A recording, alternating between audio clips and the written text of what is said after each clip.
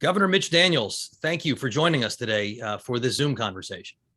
Pleased to be here.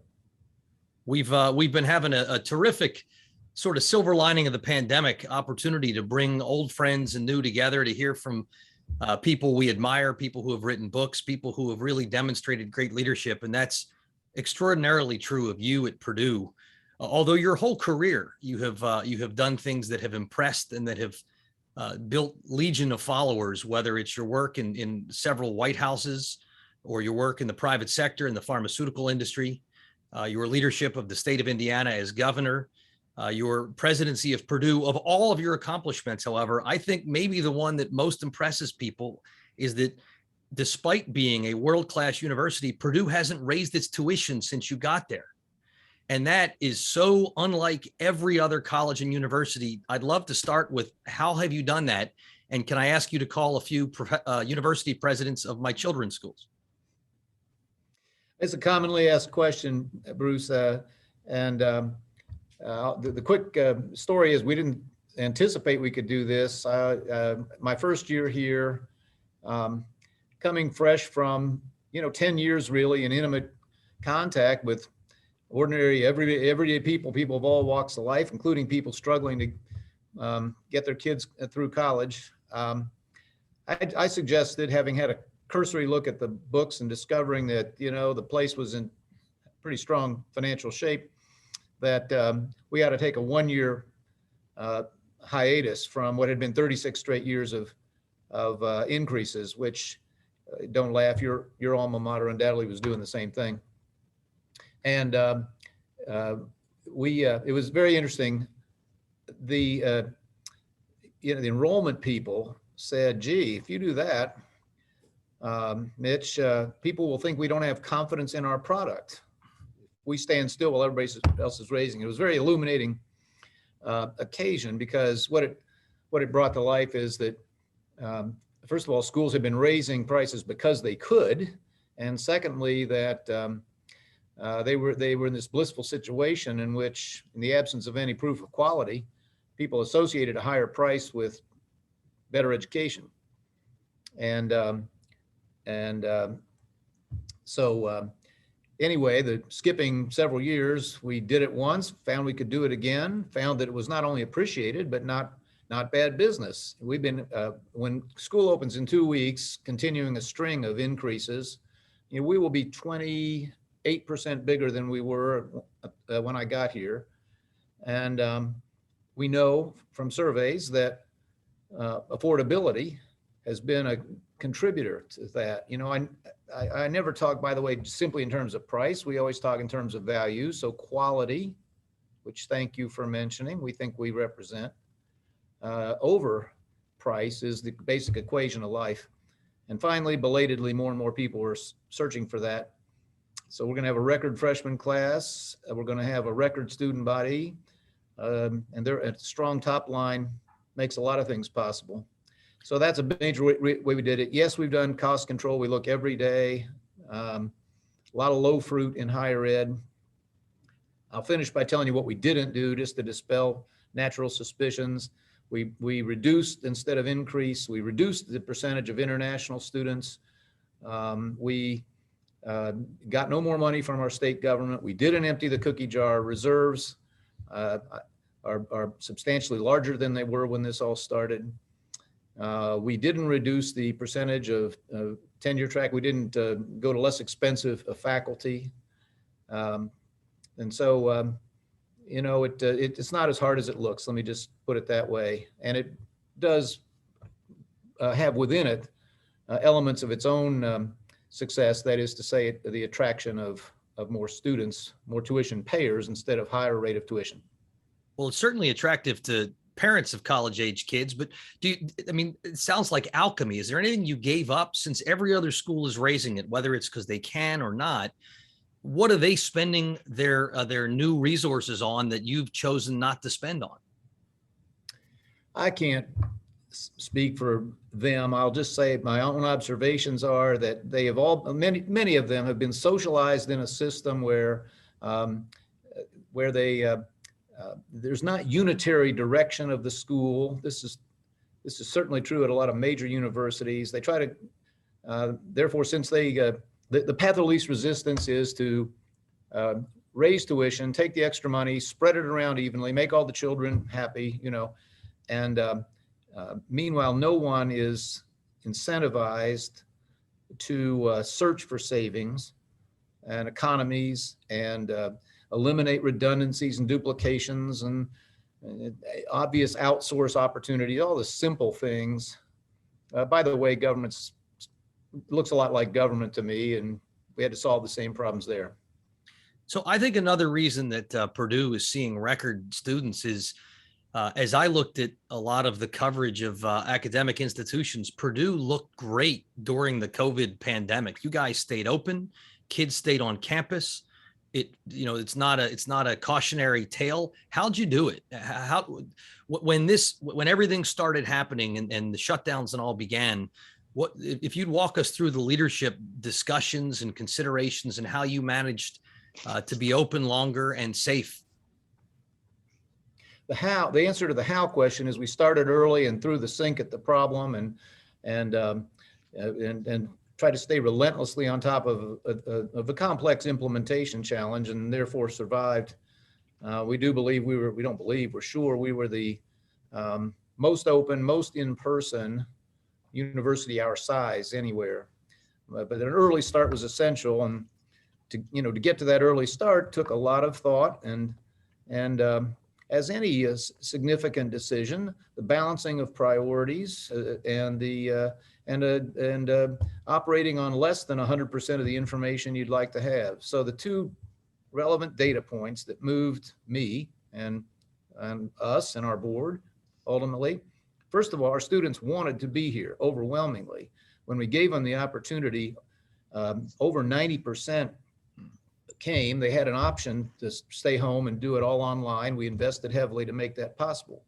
Of the 10%, half were international students who couldn't get here for travel reasons. I think most, if not all of them, would have come if they could. So our students were telling us they desperately did not want to spend the year in mom's basement.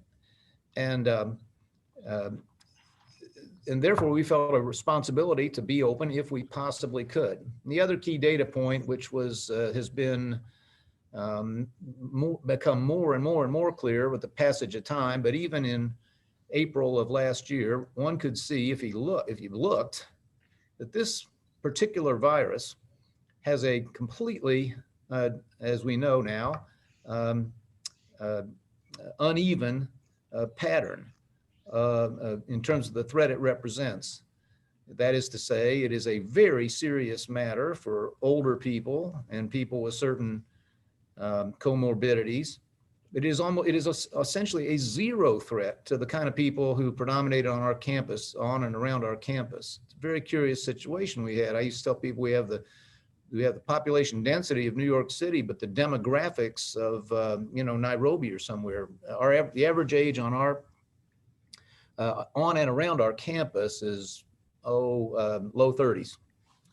So anyway, looking at those two pieces of information, we simply decided, we're a land grant school, by the way. We were put here to open the doors of opportunity to higher education, and we're still very imbued with that spirit. And so we just simply decided, look, if our students want to be here, and it's our duty to do that, as opposed to tell them, sorry, we're not sure we can bring it off, so just fend for yourself for a year, or we'll serve up something third best. And no, by making an early decision and working literally every day, we did a lot of things that in retrospect were not useful. Obsessively sanitizing surfaces. We spent a lot of last summer moving beds around in residences so that the heads of the beds were as far apart as you could get them, 14 feet instead of less. Well, it turns out, look, if your roommate got it, you probably got it, but we didn't know that. Plexiglass, I was running around bragging about buying 2 miles of plexiglass. I'm not sure it prevented a single infection, but again, we simply took it as a matter of duty. And I just cannot tell you how my lingering memory of last year, with all the bad memories, my lingering memory will be that I was lucky enough to be a part of a terrific collective achievement. I mean, literally, in a fractured, divided, country that we all lament, this very diverse campus came together around this goal. Students, faculty, staff, everybody. And specifically our students, to whom I always gave the first credit. I got all these letters at the front end, you're going to kill my kid, or you're going to kill all those kids. And, you're only doing it for the money, and, very insulting things like this. But a lot of people, people wrote these columns about you, kids will be kids, and, they're going to drink and they're going to hook up, and you'll never bring this off. Now, our students were so incredibly cooperative and patient with all the impositions and inconveniences. They understood that they personally might not be at a lot of risk, but they might put somebody else vulnerable at risk, and they surely could put the whole institution at risk of shutting down. And that's the last thing they wanted, was to go home to the basement. So sorry, long answer, but I think that kind of sums up both how we got there and how we managed to work our way through it. No, it does, and it's impressive, and kudos to you. You mentioned Nairobi, though, and you're right that the virus in its 2020 form didn't really prey on the young. The Delta variant, as we're seeing in Nairobi and we're seeing in a lot of the developing world, it's hitting the emerging economies a lot harder, because these new variants are hitting the young more significantly. The United States has been, a mixed bag. Those of us who are vaccinated are generally a lot safer from it. And that's led a lot of organizations and institutions to mandate vaccines. You've considered that, and so far have decided to go vaccine optional. And I'm interested in your thinking, given that we know the vaccines are protective against the current variants. We certainly gave thought to a so-called mandate. And I say so-called because a lot of the ones you read about, if you look a level below, or something really less. But I would say in our case, it was basically a practical decision and a philosophical one. Philosophically, we believe in personal responsibility at this school. I hope we're teaching it and fostering it, and maybe even modeling it to our students now and then. And so this year, now that the vaccines are available, we opted to present them a choice. You still have an obligation to help us keep the place open, but you can pick between two ways to do it. Vaccination, which we really think, we've encouraged it. We gave free vaccinations, and we'll continue to. We just are in the process of, we had a drawing, you could get a free tuition, a year's free tuition if you were vaccinated. And they're having some terrifically fun, it's like the old Publishers Clearinghouse, right? Where in this case, our train shows up at the door of the lucky winners, and so we're getting a lot of great PR out of it. But anything to boost the level of vaccination, we will do. But we said you can choose to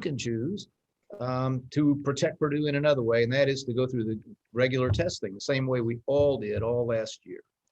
And so, by the way, along with that, last year, no vaccines. Another huge implementation issue was setting aside and running a isolation quarantine system. We basically ran a 500-bed hotel in some old graduate housing we had. This year, we're not guaranteeing quarantine space to people who aren't vaccinated. In other words, personal responsibility, accept the consequences. So if you have to sit it out for a while, we'll still provide you an academic advisor to try to help you not fall behind. But basically, you'll have to do some scrambling on your own. So that's where, by the way, we think going this route, we probably can get the rate up just as high. I did not want to be in the position of ordering people to do this and then stopping them at the entrance to campus, kicking them off campus if we found out that they somehow were not being truthful. That just didn't sound like any incremental benefit of that didn't sound worth the difficulty or the the possible legitimate arguments.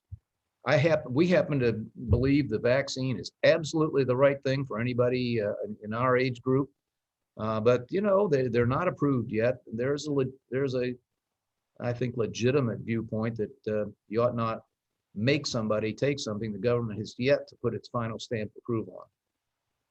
Let me turn to some of the broader observations beyond your leadership of Purdue. Although I've got 1,000 other questions, and I did promise no Big Ten football stuff. Interesting about the pandemic, it really highlighted some strengths, like our innovation in information technology and in pharmaceuticals, which really did help save the world. As Mark, as Andreessen likes to say. At the same time, what we've seen is the trust in institutions fell, political divisions got worse, inequality got worse, and it's led to a lot of head scratching about the future. Are you inherently optimistic or pessimistic? How do you see the post-pandemic America trajectories of social cohesion and trust? I'm optimistic because I learned from some people I watched and worked for over time that that's the only effective operating philosophy. Chronic pessimism is sometimes self-fulfilling. I have to say it's harder these days, and with everybody, I've been worrying about and speaking about what we now call tribalism for several years, and we'll see. I personally think, first of all, I think greater distrust this year than a year or two ago is perfectly understandable and in many cases justified. I mean, people in high office, I think, failed in most cases the fundamental test of responsibility and in the positions of broad authority. Talked about it a minute ago. They hid behind experts in one field, looked at major decisions through one lens, inflicted enormous collateral damage of kind we'll be toting up for decades. And in my opinion, that was an abdication of their responsibility.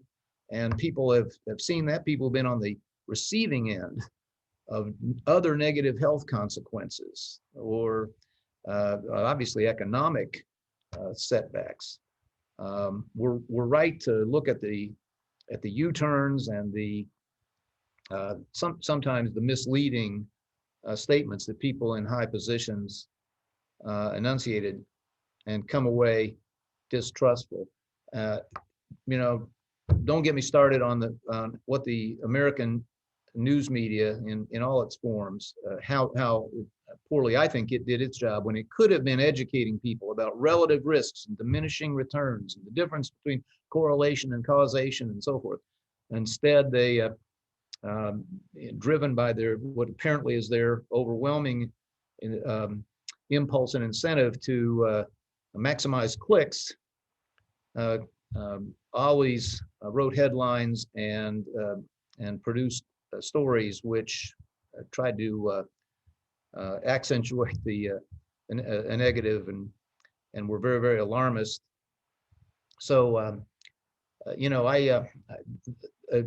I'm not surprised if we're as much or more distrustful as we were before that. Now, looking ahead, you always look for signs of hope. I rather do, to an extent, in the excesses that we have seen, some COVID related, some were going on anyway, which I believe have a chance of bringing the broad center back to more centrist attitudes and, I hope, government policies. So I'm talking about things like the lockdown mentality with its manifest failures. I'm talking about defunding the police, which is now overwhelmingly rejected by people of all demographic groups, including especially those who are on the receiving end of crime.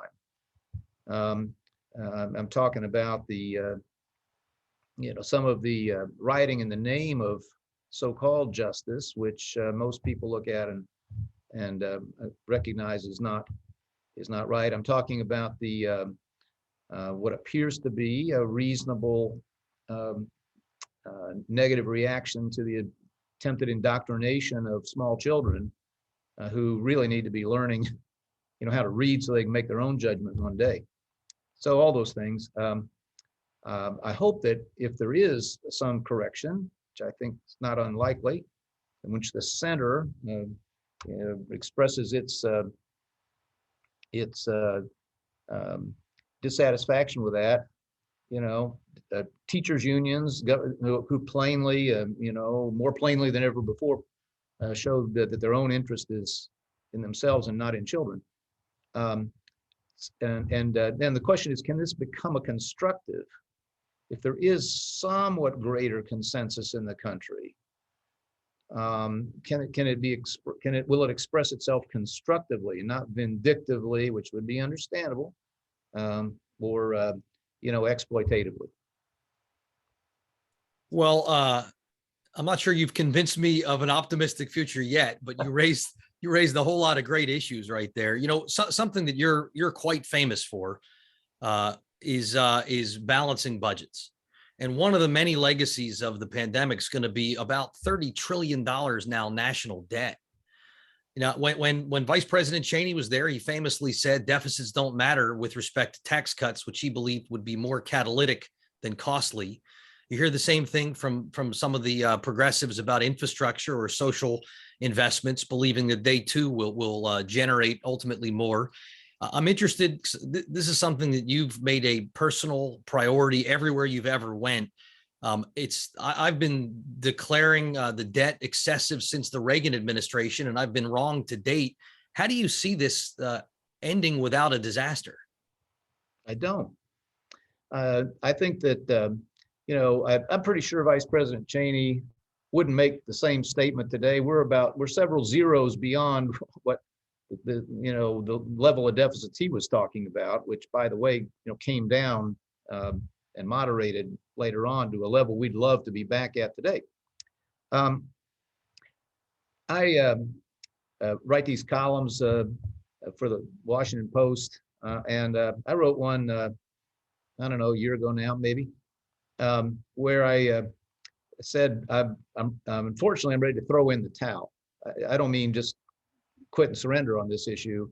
The point I tried to make was that for a very long time, up until just a few years ago, one could make the case that we still had time. Let's get started. It basically comes down to saving the safety net. Everybody knows that's where the most massive debt's coming from, and where the future, pile up of even more is destined to come from.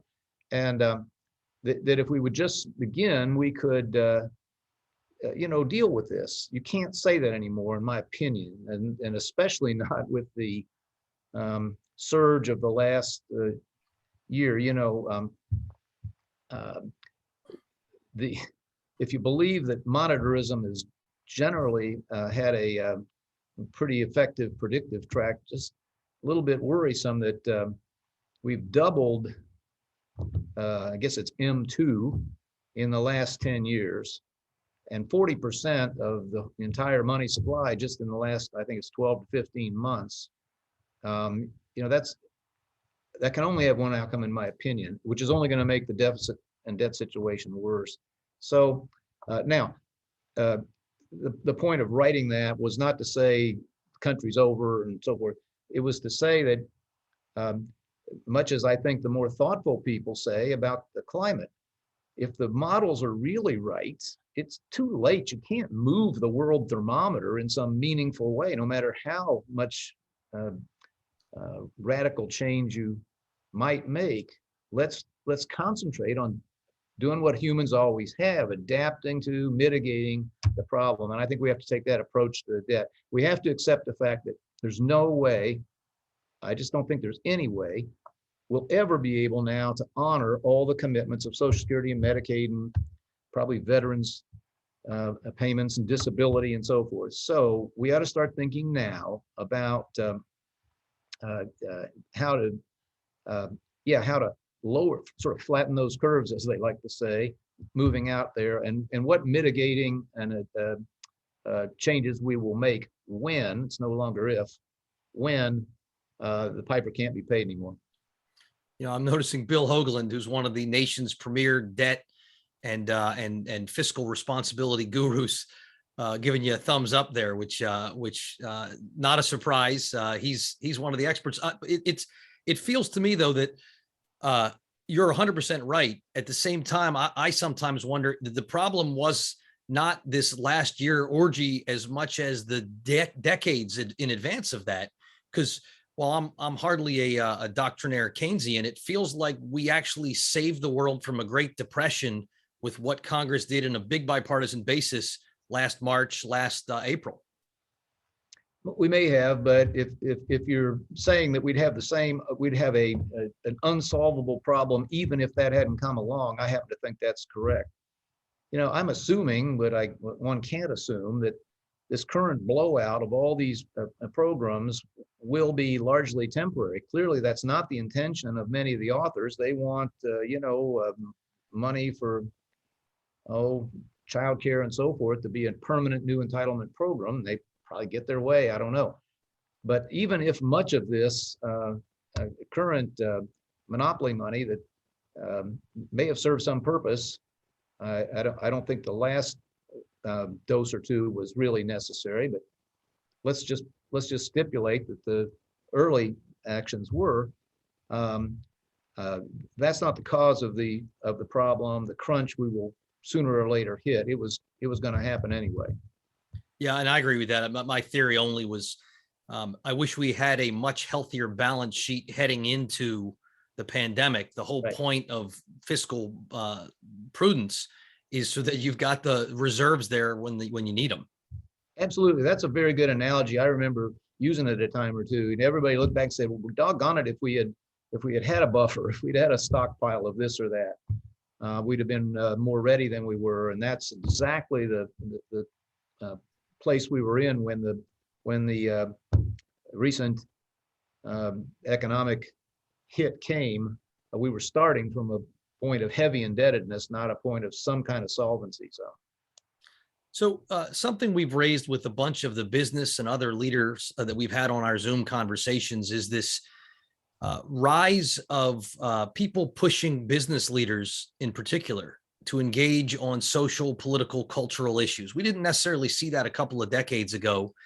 And it feels like it's the confluence of a few factors. First, ESG investing, which Wall Street's pushing. In part, it's good for Wall Street. In part, they want to solve national problems. In part, you have Gen Z and younger employees wanting to work at organizations they think that have a purpose and that are going to live by them. And you see a lot of that on college campuses, leading to who's allowed to come onto college campus, who can speak, and whether or not there is still a kind of free form debate and open-mindedness. Business leaders used to not want to even talk about it. Now they're feeling a lot more pressure to do so. And I'm interested in what you've seen on campus and what your advice to business leaders who are feeling a lot of pressure from their employees, from their customers, or from activists who are, ask Exxon, who are looking to put people on their boards. Yeah. Well, I think this conflates two related but different phenomena. I'm going to center on the second one, or the one I think you started the question with. No, I think it's highly suspect, even pernicious, for companies to be wading into some of these things. I think they are responding to two things, neither of which is particularly, as I see it, admirable from the standpoint of their own responsibilities. One is, highly organized pressure from minorities of people, small minorities of people. I think they've been, in some cases, too quick to jump into these things and, in essence, cut and run. The other thing is, I'm sorry to say, I think many business people, want to look good at the next opera fundraiser, and they inhabit a world in which a lot of these viewpoints are popular or generally accepted. That doesn't mean they are among their shareholders, doesn't mean they are among their customers. And so I think they ought to be much more careful about this.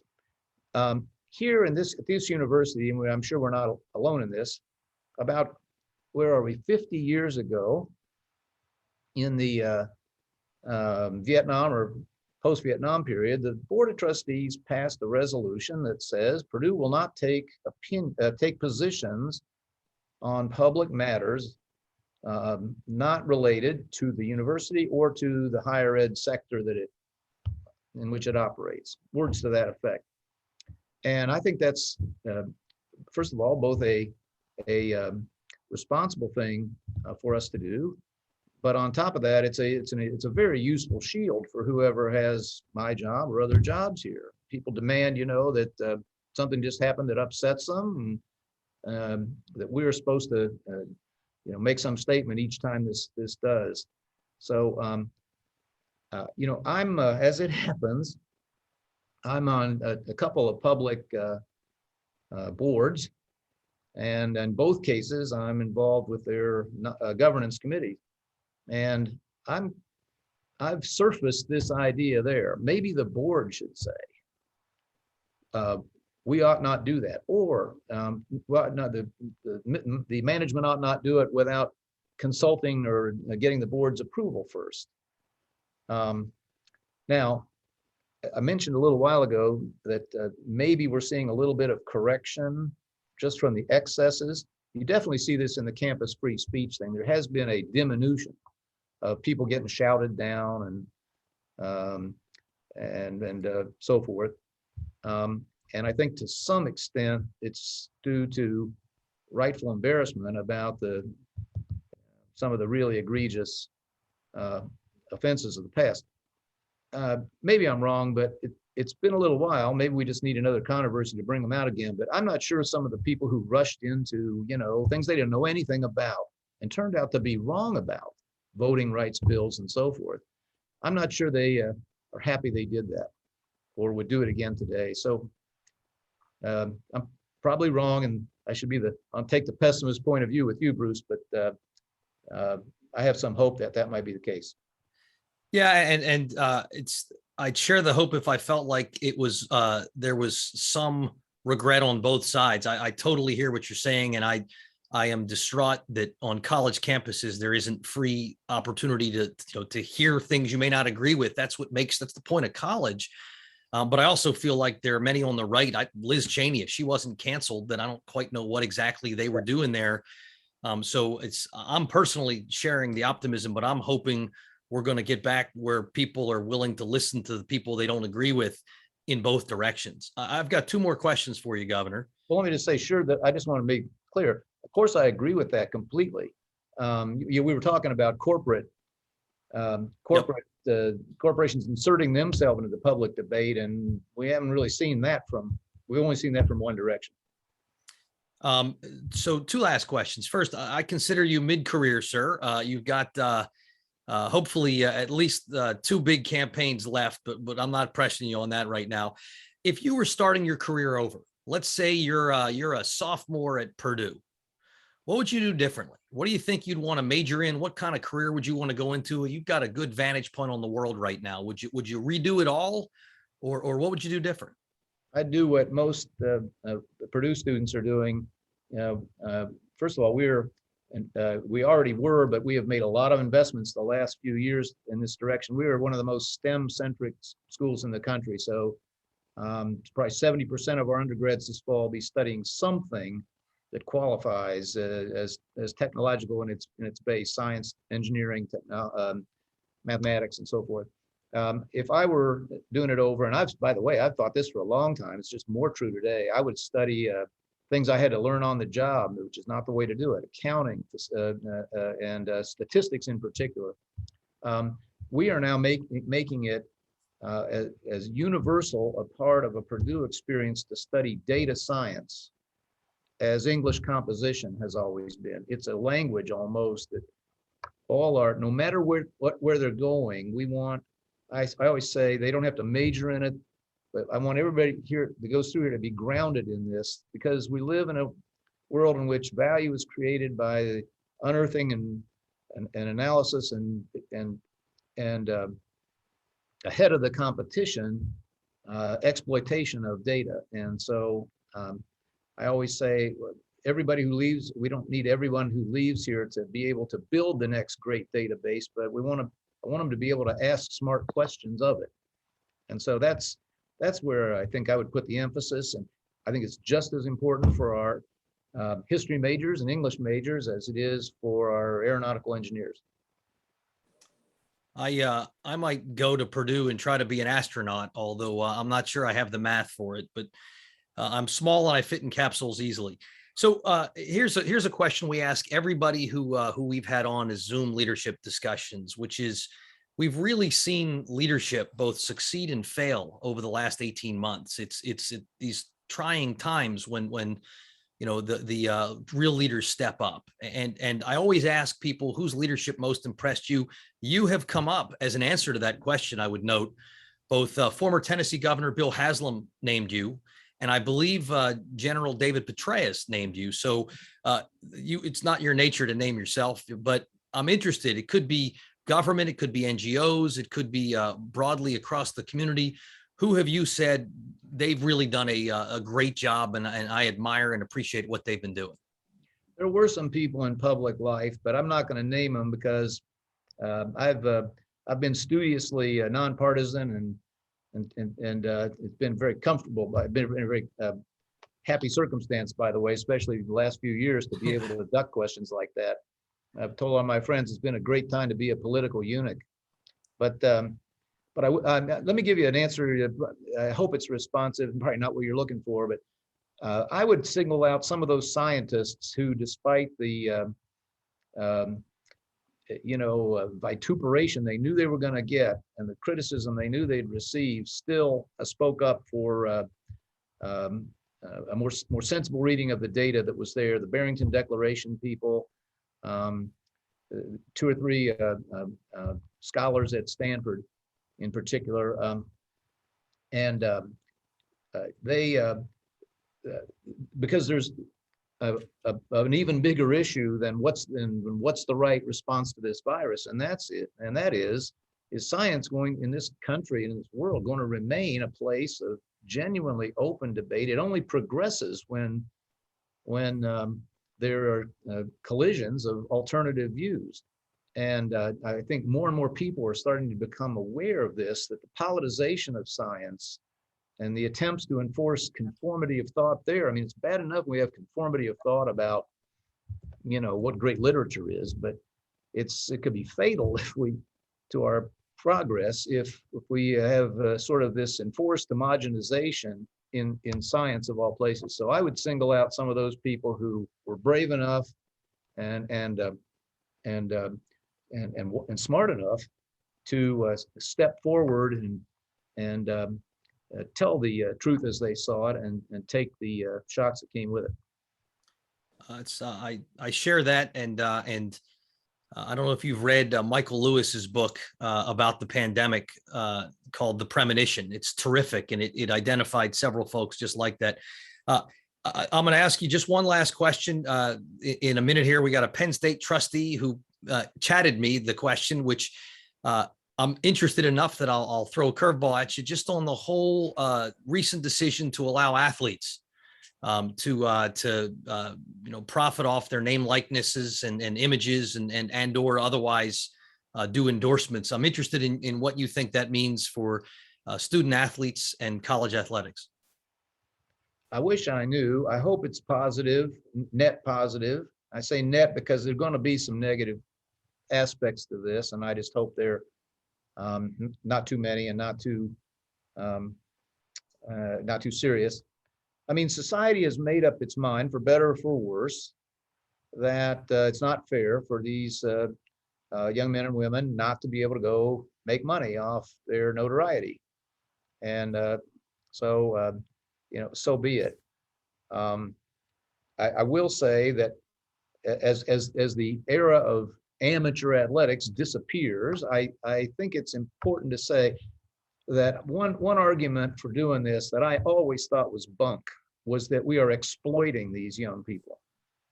I mean, they are receiving a bundle of benefits, the most important of which is a college diploma if they really want one. that are worth way in six figures and probably more. And believe me, anybody on this call would like to have the personal trainers, professional nutritionists, psychologists, tutors, and so forth that we provide to these young people. So I don't think they got a particularly raw deal. But enough about that. Society has looked at it and said that's not good enough. Now, there's two schools of thought. One that I hope is wrong is that this will really lead to great abuses. There are only two rules anybody has formulated so far about this. One is you can only pay market value. Well, who's going to challenge what somebody says is, market value as they see it? And the other is it can't be used as an enticement for recruiting. Oh, sure. So, I guess the best argument I know right now for the don't worry side is, oh, the schools who do it are doing it anyway. They'll do this in a different, they'll just have some different tools. Well, okay. We might already have been headed for a further bifurcation or segmentation of Division I athletics. We've got divisions already. Now we have the so-called 5 conferences who are able to have their own rules about football. We may have just another stratum here where people go play semi-pro ball. I've said for a long time that if 20 to 30 schools really want to, that's their top priority, then vaya con Dios, and pay the kids. And then if they want to go to school, flip the model on its head. If they want to go to school, make that possible, help them get a degree and so forth. But don't pretend. Too many of these young people, the ones who are really being exploited, are the ones who go to school. They're not there to study. They're only there for their sport. They don't wind up as pros, and they wind up, in probably no better, maybe worse off than they would have been taking, some other course in life. That's one of my crackpot ideas, one of my many crackpot ideas that won't go anywhere. But I think you see the thought underneath it. I do. And Governor, I really appreciate your making the time. We had a great group, a whole lot of boiler ups in the chat over there from folks who appreciate and admire your leadership at Purdue and elsewhere. Thank you for making the time with us. Well, it's a very elite group. Thanks for giving me the chance to sound off in front of it. And remember, no views expressed here should be attributed to the management of Purdue University. Excellent. I'm going to hit stop.